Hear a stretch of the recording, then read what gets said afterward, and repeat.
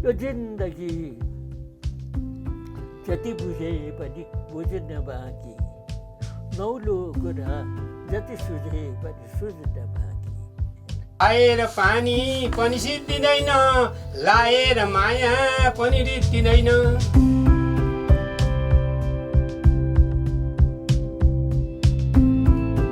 बस्दै हिँड्दैछौ कि बसौ, अझै मुलुक त्यो कस्तो छ यस्तै छ कि। 100 वर्ष टेक्नलाई पाइले त उचालिएको छु, बिस्तारै बिस्तारै 1 2 3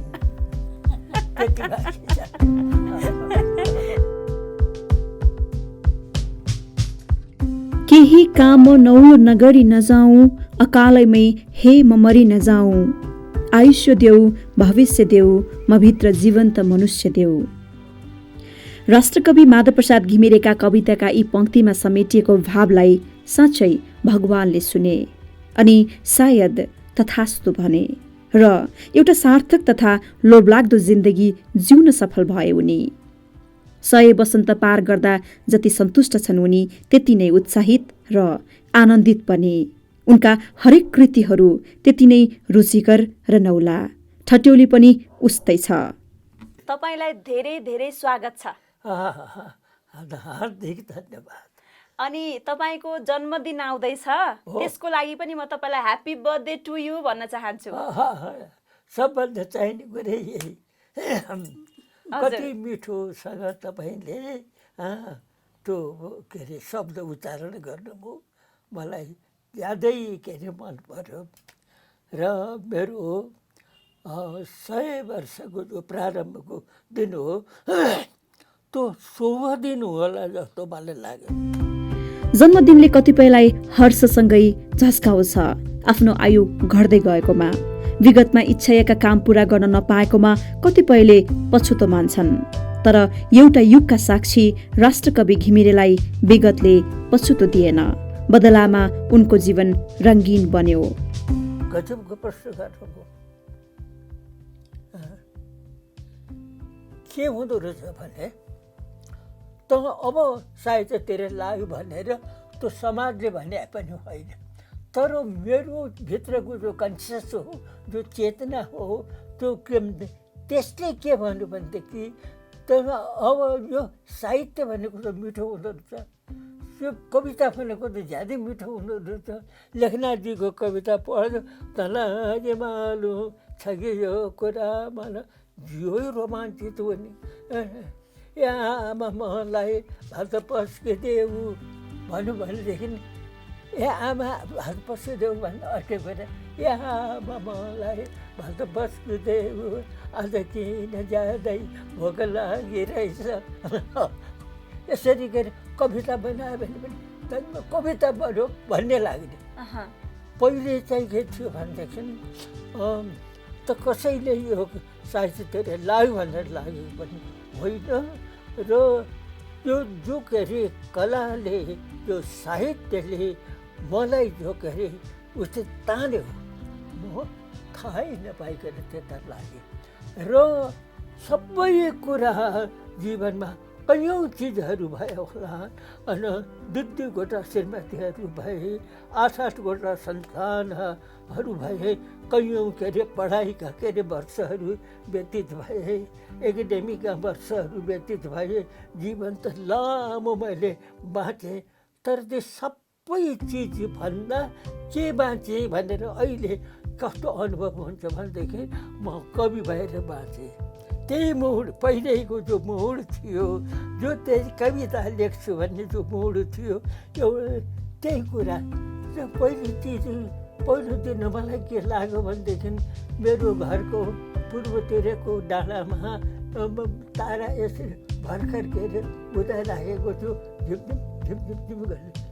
त त्यो बेलाको चाहिँ कस्तो चेतना भनेदेखि, त्यसले पनि आँखा झुम्केको हो कि जस्तो लाग्ने। त मेरो मन के मेरो चित्त चाहिँ केतिर गयो भने, कविता भनेको त राम्रो चिजलाई पक्रेर बोल्ने चिज रहेछ। त्यसले त मलाई त झन् रमाइलो पो लाग्यो। अनि बिहानको वर्णन, अब हिजो पनि त्यो हिमाल चुलीमा के अरे घामको झुल्का परेको अद्भुत चिज थियो र भोलि आज पनि त्यस्तै यो के अनौठाको चिज हो। म त अचम्मैमा के अरे मान्दै गएँ। सबै चिज भइराखेको छ। त्यो एउटा के अरे के भने पन्छी चाहिँ ज्योतिको पङ्ख उचाली हेरिरहेछ आफ्नो घरलाई पनि नेपाललाई पनि सबैलाई हेरिरहेछ र गीत गाइरहेछ। जीवन चाहिँ त्यस किसिमसँग र जो बित्यो हो त्यो आनन्दको जीवन थियो। तपाईँलाई धन्यवाद छ। कतिको के अरे आनन्द लिनुभयो भनेर तपाईँले सोध्नुभयो। उनलाई अब मृत्युदेखि पनि डर छैन। उनको त्यो अभय मुद्रामा बाल सुलभतासँगै सत्यसँग साक्षात्कारको अनुभूति झल्किन्थ्यो। अब भोलि नै के अरे म के अरे तिमी के अरे परमधाम हुन्थ्यौ भने मलाई दुःख छैन। अब कति बाँच्ने मैले योभन्दा 80 वर्षमा गएको भए पनि जान त परिहाल्थ्यो भनेपछि अब फलान अब मरिन्छ भन्ने डर चाहिँ मलाई छैन। अब प्राकृतिक तपाईँदेखि दुख्ने उ गर्ने त्यो बेला त्यो त अर्कै कुरा हो। तर सोचाइमा आध्यात्मिक तवरमा मानसिक तवरमा उ गर्दाखेरिमा मृत्युदेखि डराउने भन्ने कुरा मेरो छैन होइन। मेरो जीवनको अमरताको गीत गाउने म हरेक दिन के अरे नयाँ हुनुपर्छ, हरेक जन्म चाहिँ नयाँ हुनुपर्छ भनेर भन्ने मेरो ऊ भएर हिजोको के अरे बिहानी के अरे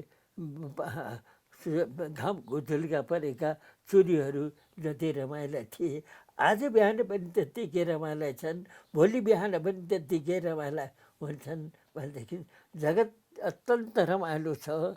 मान्छे पनि वास्तविक तपाईँले मान्छे पनि सज्जन मान्छे छ। मानिसहरू गन्तव्यविहीन हुन्छन् र दोष दिन अनेक बहाना बुन्छन्। घिमिरेले जीवनमा जे गर्न चाहन्थे, जे गर्न सक्थे त्यो गरी छाडे। त्यसलाई न उनको उमेरले छेक्यो, न त पारिवारिक, सामाजिक र आर्थिक अवस्थाले। भगवानले उनलाई आयु दिए, उनले त्यसको सदुपयोग गरे। 100 वर्षको उनको निचोड छ। यो जिन्दगीलाई गुमाएँ मैले। श्रीमतीलाई पहिलो श्रीमतीलाई जो मैले गुमाएँ त्यसपछि मलाई थाहा भयो कि जिन्दगी भन्ने कति ठुलो रहेछ। अघि भर्खरसम्म बोलिराखेको अघि जो भने नि त्यही हो जिन्दगी। र अर्को साहित्यिक शब्दमा भनौँ भने भगवानको वरदान। यदि त्यसको सदुपयोग गर्न सक्यो भने वरदान भयो, सदुपयोग गर्न सकेन भने अभिशाप भयो। सम्मानित कविका रूपमा यतिका वर्ष पार गर्दा उनले अर्को पनि निष्कर्ष निकाले। के प्रतीक हो त्यो भनेदेखि जीवनको प्रतीक हो त्यो काली गण्डकी। जीवन सतत क्रियाशील हुनुपर्छ। अब क्रियाशील पनि रचनाशील पनि हुनुपर्छ। हातभरि औषधि खाँदा पनि उनले ऊर्जा प्राप्त गरेको ठाने।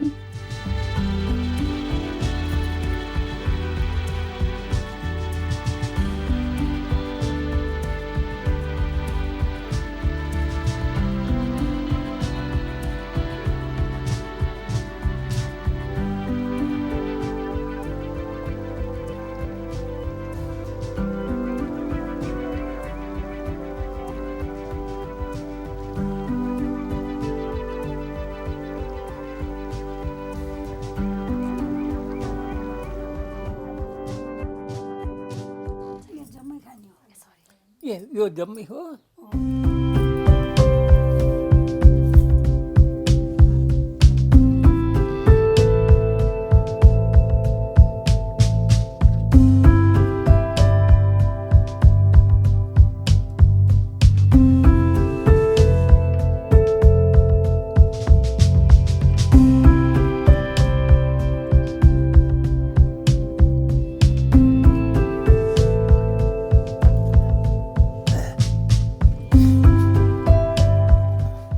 औषधिले हजुरलाई शक्ति दिने भयो। अब बिस्तारै दिन्छ। ऊ कुन रोग हटाउनको निम्ति हो त्यसको काम। अब ऊ के अरे जिजानु भएपछि बल्ल काम लिन्छ त्यसले। छल कपट बिनाको जीवन सार्थक हुने उनको निष्कर्ष छ। छल कपट नभएको के अरे जीवन र अनि पछि रिस उठ्यो भनेदेखि गाली पनि गर्यो, गाली पछि एकैछिनपछि साइले यता आइज मैले त्यति भन्दैमा पनि तैँले के अरे चित्त दुखाउने हुन्छ त कस्तो मान्छे ल रोइदे मेरो गोडामा भन्छ। अब बुढो कस्तो लाज पनि नभएको त्यस्तो ठाउँमा म जन्मेको के अरे सफा हृदयको नि के अरे त्यस झगडा पनि हुन्छ, ऊ गर्छ साथ बिच्यो भने ऊ गर्छ, पाखुरा निमर्छ, सारा चिज गर्छ, तर त भोलि चाहिँ सबै बिर्सन्छ र अनुसी दसैँको टुको लाउन जान्छ। त्यो चाहिँ सहरमा छैन। सहरमा त 1 वर्षको टुस चाहिँ 12 वर्षसम्म लिन्छ र त्यतिले नपुगेर सन्तानमा पनि त्यो राखेर जान्छ। सन्तानमा पनि हस्तान्तरण हुन्छ। सन्तानले त्योसँग रिस फेर्नु है, त्यो बदला लिनु, त्यसले मलाई दुःख दिएछ भनेर भन्छ। बाठो भएको त्यसलाई डिप्लोमेसी भन्छ उसले। कुटनीति मैले जानेको छु, सज्जन जस्तो भएर देखा पर्नु, तर त्यसलाई सर्वले जस्तो बेर्नु है बाबु, यो हो के अरे कुटनीति भनेर भन्छ। यहाँ त कुटनीति चाहिन्छ, नीतिले मात्रै बाँच्ने हो, झुटले मात्रै बाँच्ने हो। 4 पैसाको किनेर ल्यायो, 4 रुपियाँमा बेच्यो। घिमिरेको 100 जन्मदिन असोज 7 गतेमा घरमा पूजा र पार्टीको तयारीमा परिवारका सदस्य व्यस्त बन्दा उनको अनुहार अझ खुलेको छ, ओठ अझै मुस्कुराइरहेका छन्। प्रेम बिना जीवनको अस्तित्व छैन भन्ने उनले बुझेका छन्। काव्य त्यसको मर्म र भावनासँगै व्यक्तिगत जीवनलाई बढाए उनले। उनीद्वारा लिखित गीतले भन्छ, तिम्रो प्रीति पहिले हो कि मेरो प्रीति पहिले, जान्दिन म के भो कुन्नी कहिले। यस्तै प्रेमको विश्वास छ उनलाई। प्रेममा लेनदेन हुनु हुँदैन। तिमीले मलाई प्रेम गर्यौ, त्यसैले मैले पनि प्रेम गरेँ भन्छन् सबैले, तर थाहै नपाई भएको प्रेम वास्तविक प्रेम हो। आफ्नो भनाइप्रति लक्षित गर्दै उनले भने, वास्तव भन्यो भने 2टा छोरी हेर्नु परेको थियो, एउटा कारण त्यो पनि हो र अर्को चाहिँ के भने कवि वास्तव आफ्नो व्यवहार सम्हाल्दैन। व्यवहार सम्हाल्ने, घरगृहस्थी सम्हाल्ने एकजना मान्छे चाहिन्छ। त्यसको परिपूर्ति चाहिँ के अरे उसले बिहा गर्नै पर्छ, कवि हो भनेर। र म झुट कुरा गर्दिनँ, म जोगी होइन, ब्रह्मचारी होइन, म गृहस्थी हुँ। एउटा मेरो पत्नी एउटा गइसकेपछि बाबा अर्को मैले बिहा गरेँ। त पत्नी भनेको त्यही मात्रै हो र अर्को त्यो नयाँ ल्याएको त बेकाम गरेछ, त्यो चाहिँ भन्यो भनेदेखि म आफै बिग्रन्छु। र उसमा आफ्नै किसिमको के अरे नारीत्व उसमा थियो भने अब यिनमा पनि आफ्नै किसिमको नारीत्व छ, प्रेम छ। कसरी प्रेम गर्ने, कुन लालित्य हो, त्यो सबै कुरा प्रकृतिले के अरे महिलाहरूलाई दिएका हुन्छन्। संसार धान्ने नै उनीहरूको त्यही मुस्कान, त्यही के अरे बिहान बेलुका के अरे बत्ती बाल्ने, बिहान के अरे दैलो पोत्ने र घर के अरे सिँगार्ने, सांस्कृतिक कुराहरू झल्केको कुरा देखाउने, तब मात्रै पो गृहस्थी हुन्छ त। न श्रीमती भएन भनेदेखि ठिङ्गा के अरे के अरे पुरुष जाति मात्रै भएको ठाउँ चाहिँ रुखा हुन्छ। उहाँलाई सम्झिनु पर्दा कसरी सम्झिनुहुन्छ? तपाईँको जिन्दगीमा यो तपाईँ आज राष्ट्रकवि हुनुमा उहाँले कस्तो योगदान दिनुभयो? त अब उनीसँग रूप पनि थियो, सिप पनि थियो र थियो होइन, र घरगृहस्थी उनले सम्हालिन्। प्रत्यक्ष नै कविको निम्ति सामग्री त त्यहाँ भइराखेको थियो, त्यसलाई साधारणीकरण गरे भइहाल्छ नि होइन। उनीबाट पनि लिएको छु, अरूबाट पनि लिएको छु। कवि त चोर हुन्छ। राम्रो कुरा चाहिँ होइन, तपाईँको अनुहार राम्रो देख्यो भनेदेखि चट्ट मनमा दिइराखेको छ, चट्ट लेख्छ। तपाईँलाई मलाई चोरो भन्न पाउनुहुन्न तपाईँ। त अब कसैको बगैँचा हेऱ्यो फुल फुलिराखेको छ भने त्यो फुलको बारेमा मैले कविता लेख्छु। अब त्यो बगैँचाको मालिकले मेरो कविता के अरे फुल किन चोरिस भन्न पाउँछ? पाउँदैन। भनेपछि त्यो बेलामा जब हाम्रो गौरी आमाको अवसान भयो त्यति बेलामा तपाईँले सोच्नु भएको थियो अब मेरो जिन्दगी कसरी अगाडि बढ्ने होला, के हुने होला भन्ने बेलामा चाहिँ उहाँ आइपुग्नु भयो होइन? त्यसपछि तपाईँलाई एक किसिमले ढुक्क भयो। अनि ढुक्क उनले सम्हाले। भनिन्छ प्रेममा समझदारी हुन्छ। महाकालीले स्वार्थरहित प्रेम गरिन् घिमिरेलाई। उनीहरूको सुखद दाम्पत्य जीवनको पृष्ठभूमिमा त्यही लुकेको छ। 8वटा छोरीहरू हुर्काएर कविता र गीतका भाकामा हराउने घिमिरेको ख्याल गरिन् उनले। घिमिरे दम्पतिको परिवार फैलियो, ठुलो भयो, सबैको माया र सम्मान पाएका छन् उनीहरूले। घिमिरे 2005 सालमा फर्किए जति बेला विपतले उनको प्रेम बाडिएको थियो। पहिले त अलि केटी खालके थिइनु भने होइन, म चाहिँ प्रेम कसरी गर्नुपर्छ भन्ने थाहा भएको, तर उनलाई त्यो चाहिँ त्यसलाई प्राकृतिक रूपले म चाहिँ कल्पनाले र बौद्धिकताले पनि त्यसमा के अरे मतलब तल्लोमाथि गर्न सक्ने, सिँगार्न सक्ने त्यो अलिकति फरक त थियो। उनको अलि स्वाभाविक थियो भने मेरो अलिकति कृत्रिम पनि हुन सक्थ्यो, काल्पनिक जस्तो हुने। किनभने एउटामा गरेको प्रेम त्यो सिकिराखेको अर्कोलाई गर्दाखेरिमा त्यो काल्पनिक भनेर झुक्याउन खोजा होइन कि, र परिष्कृत के अरे प्रेम थियो मेरो। अनि उनको चाहिँ भर्खर के अरे ऊ गर्दै गएको, सिक्दै गएको कुराहरू थियो। तर म कवि हुँ, मैले त्यो भावना कस्तो हुन्छ, श्रीमतीसँग कस्तो व्यवहार गर्नुपर्छ त्यो पुरा मलाई थाहा थियो। र अब उनले पनि एउटा महिलामा हुने शील स्वभाव लिएरै जन्मैदेखि लिएरै आएको कुरा हो, त्यो थियो। त्यसले गर्दा मेरो गृहस्थी राम्रो भयो। यदि उनले घर नसम्हालेको भए 8-8वटा छोरछोरी त्यसलाई हुर्काउनु, के अरे विद्यादान दिनु, बिहा गर्नु, छोरीको त बिहा गर्नु पऱ्यो, 2टा छोराको बिहा वर्तमान गर्नु भने यो सबै चिजहरू गर्नु पऱ्यो। यो सबै भार मैले मात्रै बोका होइन, अर्को कहाँदेखि यो पनि हो होइन।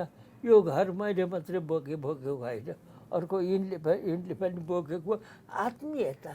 एउटा यो ईदलाई मैले जसरी एउटा आत्मीय लाले यीले आफूले पैसा तिरेर ल्याएको इँटा यहाँ चट्ट राखेको छ, त्यस्तै कतै फ्याँकियो इँटा फ्याँकियो रहेछ भने हेर त्यो इँटा जथाभावी फ्याँकेको मात्रै टिपेर त्यसलाई सबैको उसमा राखिदिने, त्यो सब यिनको ऊ थियो। सबै कुरामा स्नेह छ। यो घर बनाउनमा सबै श्रीमान श्रीमती दुवैको, यी छोरछोरी बनाउनुमा पनि दुवैको के अरे शिल्प छ। भनेपछि तपाईँको जीवनमा उहाँको पनि महत्त्वपूर्ण स्थान छ। एकदम बनाउनमा अझ के अरे उनको बढी छ। बाहिरको कुरा बढाउनमा चाहिँ के अरे मेरो बढी भन्नु पऱ्यो होइन। अब पढ्ने जाने भने यो किरणलाई भनौँ, त्यसमा गरी ल पढ ऊ घर भनेर सबै कुरा उनले गरे। तर अब गाइनेको लिने कि नलिने कि कहाँ जाने, के पढ्न जाने इत्यादि सबै कुरामा चाहिँ अब विदेशमा कहाँ कस्तो यी सबै कुरा त उनलाई थाहा हुँदैन।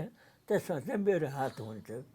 अब मुख्य त उनैको के अरे इच्छा हुन्छ, त्यसमा सघाउने काम मैले उ गरेँ। र छोरीहरू सबै यिनीपट्टिका छोरीहरू सबै डिग्री प्राप्त छन्। आफ्ना सृजनाहरूका फूलबारे कुरा गर्न थाले। उनले अर्को फूलको थुङ्गा बहेर गयो गङ्गाको तिरेमा भन्ने गीतको चर्चा गरे। तारादेवीले स्वर दिएको त्यो अमर गीत। कवि बन्न 7 मोहर लिएर जन्मथलो लमजुङको पुस्तुन छोडेका घिमिरेको साहित्य यात्रा नवमञ्जरी हुँदै महाकाव्य ऋतुम्भरासम्म आइपुगेको छ। छन्द र लय मिलाएर कविता सृजना गर्ने उनले बिस्तारै जीवन, प्रकृति, देशभक्ति र दर्शनलाई काव्यसँग जोडे। विवाहको केही वर्षमै पत्नी वियोगले गहिरो चोटमा परेका उनले त्यसलाई शक्तिमा बदले। वियोगलाई शब्दमा पोख्दा गौरी काव्य बन्यो। त्यसले उनलाई राष्ट्रकवि बन्न ढोका खोल्यो। कयौं आरोह अवरोहमा अविचलित रहे उनी भन्छन्, यो बगिराखेको खोला बगिराख्न मात्रै पायो भनेदेखि त्यसको निकास हुन्छ।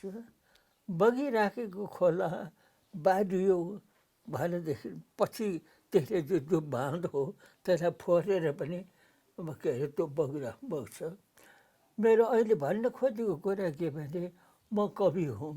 मलाई अकस्मात गरी मैले सोच्दै नसोचेको दुःख आइपर्यो र मैले चित्त कसरी धान्ने। मेरा दुईटा छोरी थिए, तिनीहरूको मुख हेर्ने, एउटा चाहिँ त्यो चित्त बुझाउने एउटा त्यो कुरा थियो।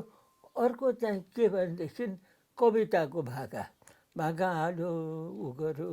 मेरो बुवाले आमालाई सम्झेर बिरहमा के अरे गाएको त्यो मलाई सम्झना छ। मैले पनि मेरो पत्नीलाई सम्झेर के अरे बिरहमा मैले भाका हालेँ। केवल भाका हालेर मात्रै त्यसै मैले कविता लेखा होइन। मेरो मजासे भाका हाल्दै जाँदाखेरि बस्दै हिँड्दै छौ कि बसौ अझै मुलुक त्यो कस्तो छ यस्तै छ कि त्यो के लोकबाट के यो लोक देखिन्छ कि इत्यादि। यो चाहिँ विरहका कुराहरू, विरहकै कुरा त हुन्। त्यसलाई भाकामा ढाले आनन्द जति आउँछ त्यो सबैलाई भाकामा ढाले। त्यसले के भयो भनेदेखि म आश्वस्त भएँ, म धानिएँ। तपाईलाई सम्हाल्यो त्यसले काव्यले मलाई सम्हाल्यो। अरू रुन्छन्, चिच्याउँछन्, छटपटाउँछन्, तर तपाईले त्यो कुरा शब्दमा लेख्नुभयो। मैले शब्दमा उ गरेँ, त्यति मात्रै फरक हो। र एउटा कुरा, मेरो काव्यको प्रगति वास्तव त्यही गौरीबाट सुरु भएको छ। कस्तो प्रगति भने मैले काव्य भनेको हृदयबाट निस्कने चिज रहेछ भने बल्ल त्यहाँ थाहा पाएँ होइन। यो मस्तिष्कबाट निस्किएर काव्य बन्दैन, गीत बन्दैन। हृदयबाट निस्क्यो भने गीत बन्छ। डालाबाट डबोर कोइली झुली के अरे यो डालाबाट डबोर कोइली झुली ओइलिन्छ रे हो भन काला केसरबाट है युवती हो फुस्कन्छ रे जो भन यात्री आखिर जान्छ रे नगर है यो मार्गमा पिरती देवी स्वर्ग गइसकिन् नगर है यो साँझमा आरती। यस किसिमसँग भाका हालेर उ गर्दै गएँ। 5-6 महिनासम्म जुन बेला अलि के अरे बिरह छोड्छ अलि भाका हालेर एकान्तमा अलि पछि लेखेर मैले उ गरे हुँ। जसले जीवन गुमेको देख्यो त्यसले मात्र जीवनको महत्त्व थाहा पाउँछ। एउटी अर्धाङ्गिनी के अरे को जीवन समाप्त हुनु, सानो बच्चाहरू छोडेर हिँड्ने, त्यसमा चाहिँ जीवन कति महत्त्वपूर्ण रहेछ त्यहाँ थाहा पाएँ मैले। गौरीको अवसान भएपछि मैले थाहा पाएँ अघि भर्खरसँग बोलेको, अघि भर्खरसँग जसको अस्तित्व थियो, जो पत्नी थियो, त्यो जो बच्चाहरूलाई सम्हाल्थ्यो, अब त्यो छैन।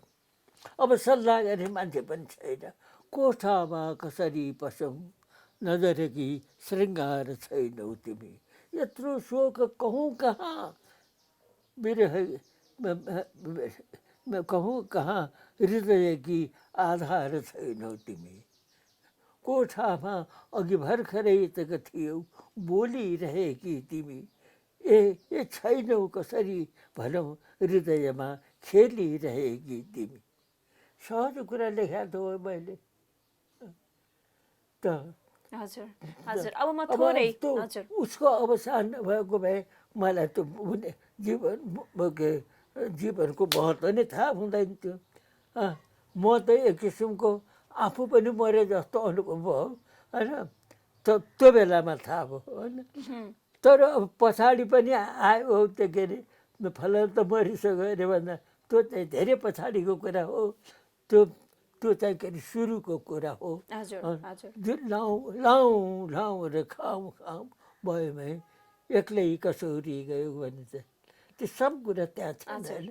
त्यस्तो उमेर र त्यही चोटको कुरा हेर्नु त वरिपरि घाम र छाया माझैमा पियार वैश्यमा जन्म दिएर ईश्वर, धरतीमा जन्म दिएर ईश्वर वैश्यमै नमार।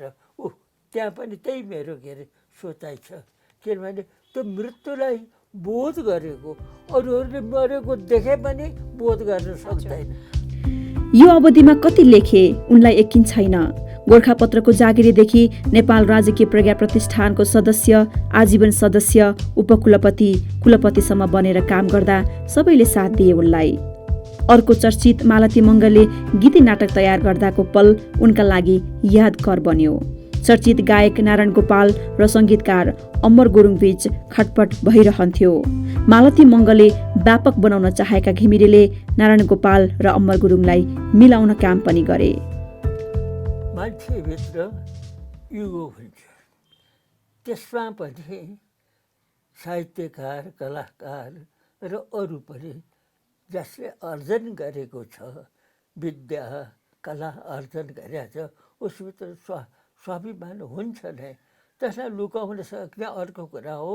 तर घमण्ड गर्व म तिनीहरूले गरेकोमा म स्वाभाविक सम्झन्छु।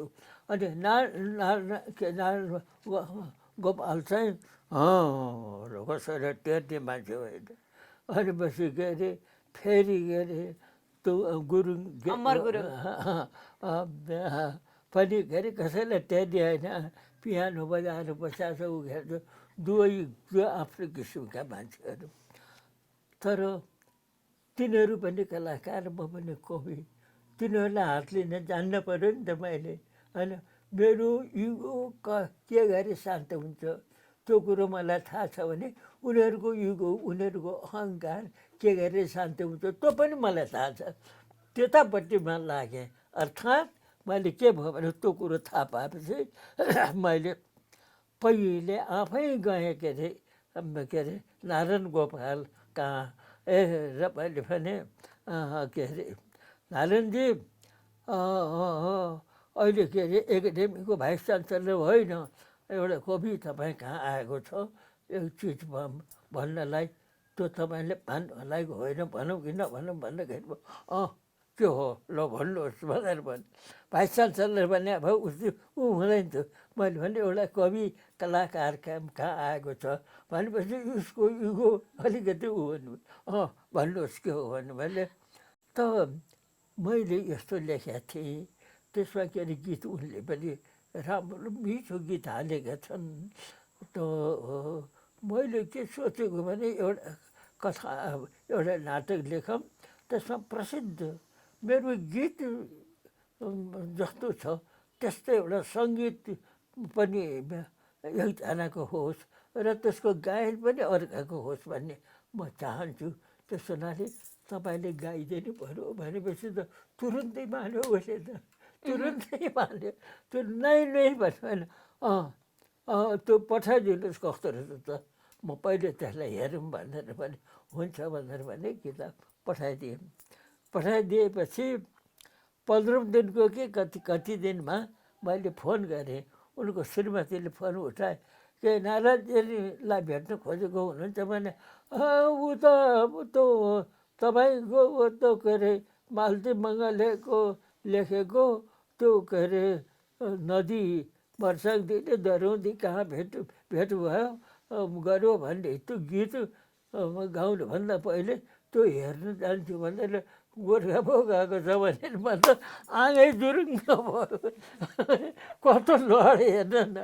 अब त्यहाँ गएको अनि रातैमा बोला दरौदीलाई मर्साङ तिमी मिसियो, म केले बोला मालतीलाई मुरली खोजियो देख्दाखेरिमा सामान्य छ होइन, एकदम बिरहको कुरा छ।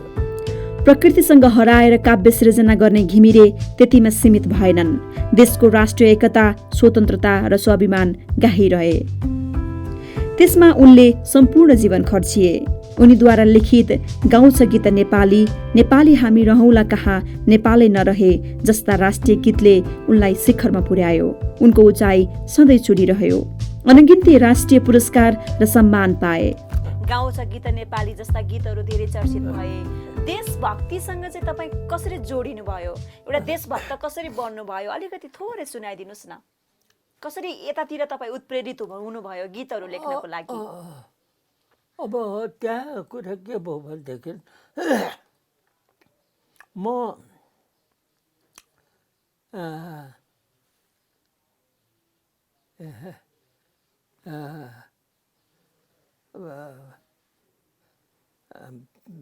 देशभक्तिको कुरामा ठिक छ। हजुर, आधार शिक्षाको तालिम लिन म गएको थिएँ र त्यहाँको मास्टरले के भने भनेदेखि एउटा के अरे राष्ट्रिय गीत चाहियो, तपाईँले लेखिदिनुहोस् भनेर भन्यो। भनेपछि के भयो भनेदेखि त राष्ट्रिय गीत कस्तो हुन्छ त? मैले 2-4 देशको राष्ट्रिय गीत जम्मा गरेर पढेँ। इन्डियाको, अर्को के अरे उसको के अरे उसको के अरे हाम्रो स्विजरल्यान्डको, यिनीहरूको पढेपछि मलाई के लाग्यो भनेदेखि देशभक्ति भन्ने सबभन्दा महत्त्व चिज हुँदो रहेछ भन्यो। र त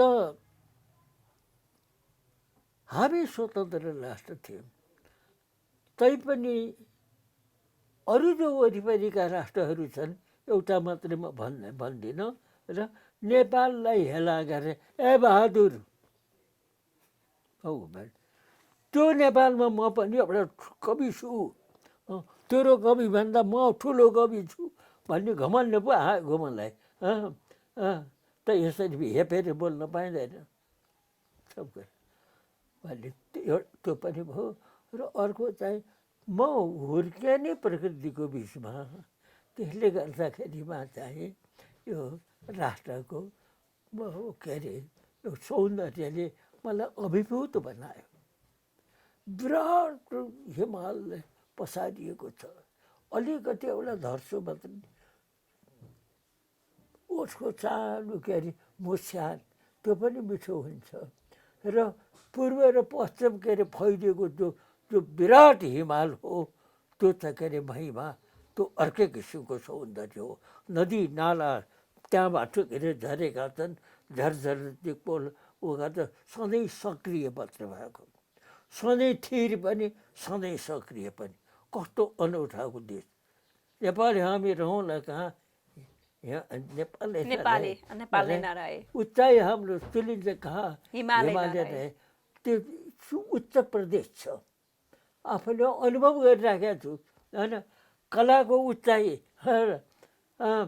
वर्षको तालमा नाच्नुलाई कहाँ मादलै नरहे। अनि के अरे बिहान हामी बिउजला कहाँ के अरे उज्यालै नरहे। ऋषिमुनिहरूले जो दृष्टि दिएका थिए, त्यो दृष्टि के अरे बाट वञ्चित हुनु पऱ्यो भनेदेखि हाम्रो अस्तित्व के रहन्छ? यी सबै चिज मैले गाएँ। दुःखलाई आफैले नउठाए सुख प्राप्त हुँदैन भन्ने जीवनको अर्को अनुभूति घिमिरेसँग छ। उनको सुखी गाउँले जीवन सहरमा भासियो कवि बन्ने होडमा। मेरो जीवन मैले दुःख पनि मैले भोगेँ। घरमा बसेर दुध र भात खाएको र कानको मुन्द्री अलि यति के अरे ठुला मुन्द्रीहरू व्रतबन्ध भएको बेलामा त्यसरी लागेको, त्यो पनि सम्झना छ मलाई। दुध र भात खाएको, गाउँ बेसी गरेर सुसेली हालेर हिँडेको त्यो सबै छ। त्यो सबै छोडेर म परदेश किन लागेँ, त्यही के अरे कविताको निम्ति। र मैले दर्शन पढेँ, दर्शनले पनि मलाई के अरे मद्दत दियो, कविताको भित्र चुरो राख्नलाई मद्दत दियो।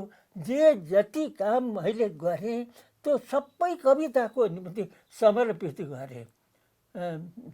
र त्यो किन त्यसो भयो भन्नलाई भनेदेखि दुःख नउठाइ सुख प्राप्त हुँदैन। सुख प्राप्तिको निम्ति दुःखलाई आफैले उठाउनु पर्छ। दुःखको भारी बोकेर हिँड्यो भनेदेखि त्यो जति के अरे गहकिलो भारी बोकेर गएको छ त्यो बिसाएपछि त्यसको मूल्य जति बढी हुन्छ त्यति आनन्द हुन्छ। त मैले दुःख उठाएँ। परदेशमा म आएँ। सात मोहर लिएर काठमाडौँ पढ्न आउने के त्यो अब कस्तो योजना होला, कस्तो के अरे बुद्धि होला, त्यतिले के अरे खान पुग्छ, बस्न पुग्छ, कति के अरे दुःख गर्नु पर्यो होला। त्यो सबै दुःखलाई पार गरेँ। लाग्दछ मलाई रमाइलो मेरै पाखा पखेरो। उनको सृजनाका प्रेरणा र परिवेश थिए त्यस्ताका। त्यो सबै छोडेर कवि बन्न परदेश निस्किए उनी। लेख लेख्न निकै अध्ययनशील र अरूको भाव बुझी हुनुपर्ने उनको सुझाव छ। दर्शन अध्ययनले उनको कविता सुन्दर बनाउन सहयोग गर्यो। डाँडापाखा र हिमाल चाहर्दा शब्द फुरे। प्रकृति र सृजनाको अन्तर्सम्बन्ध उनका शब्दमा पोखिन थाले अनि कविता जन्मियो। वास्तवमा उनले जे जति काम गरे ती सबै कविताका निम्ति समर्पित थिए पनि। कयौँ साहित्यकारलाई के हुन्छ भनेदेखि यतापट्टि लागे, कसैले के अरे टेढ पुछर पनि लाएनन्, सोधेनन्, मेरो समालोचना पनि निस्किएन, साहित्यले मलाई एकाडेमिसियन पनि बनाएन, मैले दुःख मात्रै पाएँ, यो लेखेर पनि केही हुँदो रहेछ, शब्द बर्बाद के अरे जीवन भन्ने त्यो पनि हुन्छ। त्यो हुनको मतलब के भनेदेखि त्यसले साँच्चै नै साहित्यलाई चिनेर ऊ लागेन। साहित्यलाई चिनेर साहित्यको आवाहनलाई, कलाको आवाहनलाई, सङ्गीतको आवाहनलाई सुनेर त्यता लागेको हो भनेदेखि प्रत्येक दिन प्रत्येक पल उसले आनन्दी मात्रै लिन्छ। आफ्नो उद्देश्यमा अविचलित भएमा सबै सपना पूरा हुने उनको विश्वास छ। देशको मयमा गर्नु अपराध ठानिने राणाकालीन बन्द समाजमा कविता फुराउन थालेका राष्ट्रकवि घिमिरेले आफ्ना जीवनमा मुलुकमा अनेक परिवर्तन देखे। तर पनि जनताको जीवनस्तर उठ्न नसकेकोमा चिन्ता छ उनलाई। अङ्ग्रेजी साहित्य पढ्न मन थियो, तर त्योभन्दा लोक साहित्यले उनलाई तान्यो। शास्त्रीय सङ्गीत सिक्ने धोको उनको मनमै रह्यो। अहिले जसरी तपाईँले जीवन जिउनु भयो, सम्मानित भएर केही कुरा गर्न बाँकी छ जस्तो लाग्छ आफ्नो जीवनमा, कि पुग्यो? अब के छ हजुरको? मलाई चाहिँ शास्त्रीय सङ्गीत र अङ्ग्रेजी साहित्य पनि पढ्नु मन थियो। अङ्ग्रेजी साहित्यको धोको चाहिँ हाम्रो के अरे लोक साहित्य, लोक भाषातिर गएर त्यो पुरा गरेँ। त्यो चाहिँ उ नगरे नि त्यसको वातावरणमा म हुर्कन पाएँ, त्यसले थोरै बहुत थाहा भएको छ। र अब शास्त्रीय सङ्गीत चाहिँ त मैले सिक्न पाइनँ, तर त्यो सङ्गीतको बिचमा म हुर्केको हुँ, लोकगीतको, त्यसले गुनगुनाएर मालती बङ्गाली जस्ता के अरे गीति नाटक पनि मैले लेख्न सकेँ। र अहिले चाहिँ मेरो धोको भनेको त्यही के अरे दुईटा सर्ग त्यसको लेख्न बाँकी छ। र अब भोलि नै के अरे म के अरे तिमी के अरे परमधाम हुन्छौ भन्यो भने मलाई दुःख छैन। पछिल्ला केही महिना काठमाडौँ र दिल्लीका अस्पतालमा उनको जीव गलेको थियो, तर इच्छा शक्ति अलौकिक रूपमा दृढ थियो। त्यो बेला उनले इच्छाएका थिए, मैले थालनी गरेको महाकाव्य 100 वर्षको जन्मदिनमा ल्याउनु छ, त्यतिन्जेल बाँच्नु छ मलाई। सत्य आग्रह समक्ष भगवान पनि झुक्दा रहेछन्। उनले करिब 12 वर्ष लगाएर लेखेको महाकाव्य ऋतम्भराले हृदयको सम्बन्धलाई जोडेको छ, विश्व एकता र बन्धुत्वको सन्देश पनि बोकेको छ। तपाईँ अस्ति केही महिना अघि बिमारी हुनुभयो, अस्पतालमा भर्ना हुनुभएको थियो नेपालमा, त्यसै गरी भारतमा। त्यो बेलामा तपाईँलाई सबभन्दा धेरै चिन्ता चाहिँ अब आउने महाकाव्य ऋतम्भराको थियो। त्यो ऋतम्भरा किन लेख्न तपाईँलाई मन लाग्यो यो समयमा, जबकि तपाईँले सम्पूर्ण उपलब्धि हासिल गरिसक्नु भएको छ? यो कस्तो छ, यो कुरा अलिकति बताइदिनुहोस् न। त अब अश्वत्थामामा अणुको दुरुपयोग भयो, अणु शक्तिको दुरुपयोग भयो। त्यो यति ठुलो ऊर्जा हो, त्यसले स्वर्गै पाल्न सक्न्थ्यो। र अर्को यो के अरे हामीले हृदय पाएका छौँ। त्यो अहिलेको युगले के गर्यो भनेदेखि विज्ञान टेक्नोलोजीतिर मात्रै गयो। सत्य चाहिँ विज्ञानको मात्रै हो, अध्यात्मको अर्को केही पनि होइन भनेर भन्यो। मैले भने त्यो होइन, दुवै कुरा सत्य हो भन्ने मेरो सिद्धान्त। विज्ञान पनि हामीलाई चाहिन्छ र के अरे अध्यात्म पनि चाहिन्छ, अर्थात् हृदय पक्ष पनि हामीलाई चाहिन्छ। र हाम्रा बच्चाहरू समेत को के भयो भन्दाखेरि टेक्नोलोजी माइन्डेड भइसके, हरेक कुरा चाहिँ गरे। ए बाबु के अरे 17 चौको कति हुन्छ भनेर 68। अब कति हुन्छ ठिक हो भयो भएन भने त्यति बेर लाग्यो होइन। ए बाबु 17 चौको कति हुन्छ, यदि फ्याट्टै जवाब चाहिँ निकै नसकेको।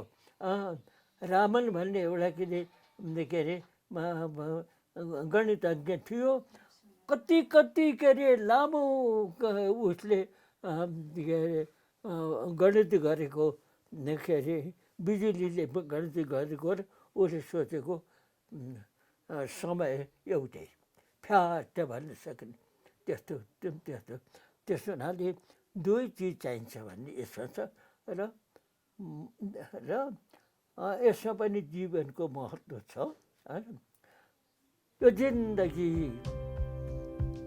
जति बुझे पनि बुझ्न बाँकी, नौलो कुरा जति सुझे पनि सुझ्न बाँकी।